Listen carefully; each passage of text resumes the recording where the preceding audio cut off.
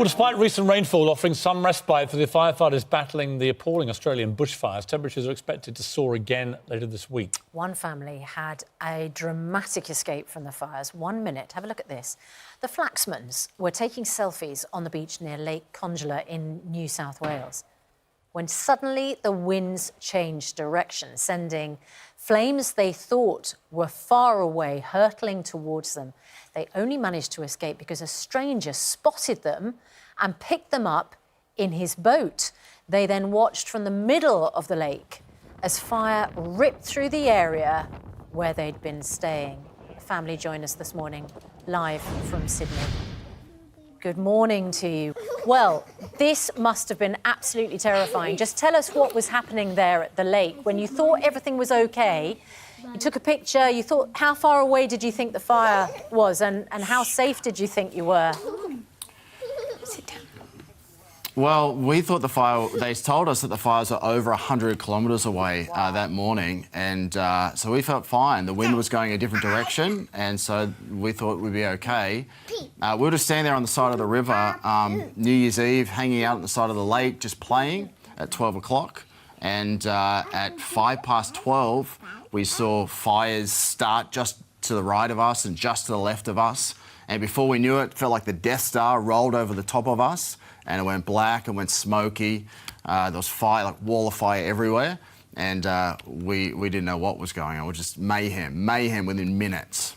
I mean, it must have been absolutely terrifying to have your young children with you and your wife, obviously, and seeing this appalling apocalyptic scene erupting right around you. And then in that moment, you're desperate, I guess, for some kind of way out of this. And miraculously, you find one. This guy just appears with a boat and saves you. Well, we didn't know, but his name was Brett Cripps, and he lived down the lake. And I think he's an Australian hero. His house burnt down only moments before. He was fleeing from his own house burning down, and he was coming down the lake fleeing. And he saw, there was actually two families. So there's our family, and then there was my sister's family as well. So there was 11 of us. And we were just playing on the side of the lake, not knowing that there's this huge fire just ripping through behind us. And so in his darkest time of need, really, his house had just burnt down. He pulled in to the jetty. There's like a little jetty where we were staying on the river. And by this stage, it was smoky, it was black.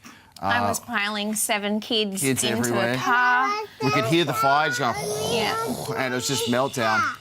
Yes. And he was there on his little tiny boat at the end of the jetty, just waving everyone in, saying, run to the jetty, run to the jetty. And so we, Gillian and my sister, 11 people, 7 kids, 10 till 2, literally threw our kids into this tiny little boat. And the boat went down to the runner boards, just nearly sunk it. And he just said, get on, get it. And a dog. He said, I don't care how many there are, just get on the boat. Get on the boat. And there's this wall of flames and that. So he just nailed it out into the lake. And probably 45 seconds later, bang. Let me ask you, Andrew. There goes my car. This guy, Brett Cripps, we tried to interview him. He's very modest. Shy, unassuming. Very humble hero. He doesn't want to be interviewed. He wants Also, he suffered a trauma himself. Yeah, he wants to just rebuild his own life. Obviously lost his home and everything. But if Brett Cripps had not come along with his boat, what do you think would have happened to you? Well, we don't know. I mean, you can speculate, or I don't know.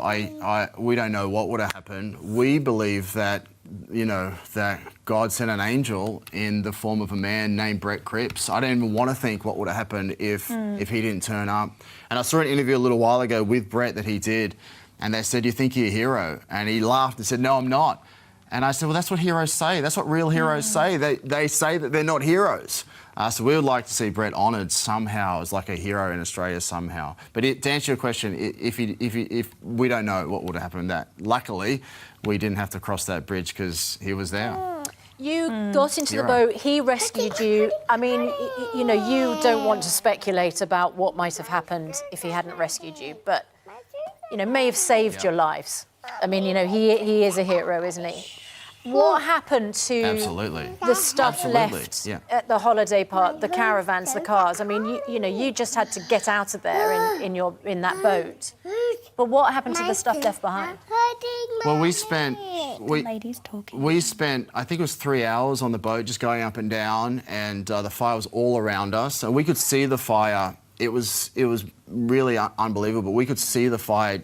We saw 10 houses in front of us burn. You could see the fire just going to one house, to the next house, to the next house. It was unrelenting. And so we were in the middle of the lake, and fire all around us, even Brett's boat, because of the radiant heat. It was so hot that he had problems even steering his boat. It just was shutting down. But when we got back, after it all happened, when we got back to our site, you couldn't even see. We had 2 cars, 2 4-wheel drives burnt. We had 2 caravans burnt, and they're unrecognisable. You couldn't even really work out which car was which. Absolutely It's just horrendous. a total, like a war zone. Let me just ask. There I was no grass. There was no. Yeah. I think your daughter Joey, who's 10 years old, I think can hear us. Joey. This must have been a very Yep. scary thing for you, Joey, and for your siblings, obviously. What were you thinking as this was all going on? Yeah. Look.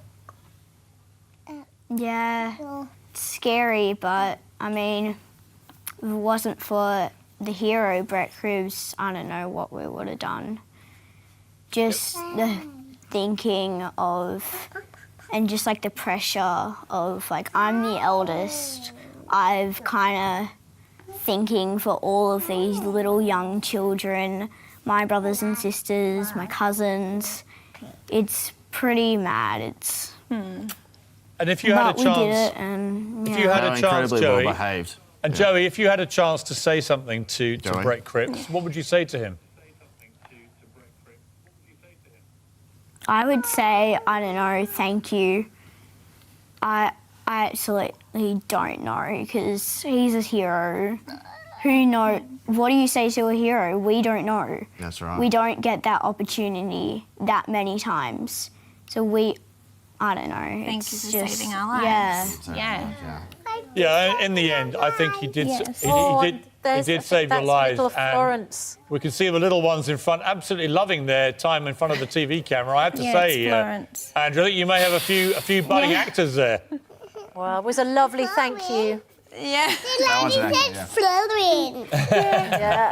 Flowing. Well, it's great to see you all, the Flaxman family. What an amazing story. What an incredible hero in Brett Cripps. Thank you all for joining us this morning. We greatly appreciate it.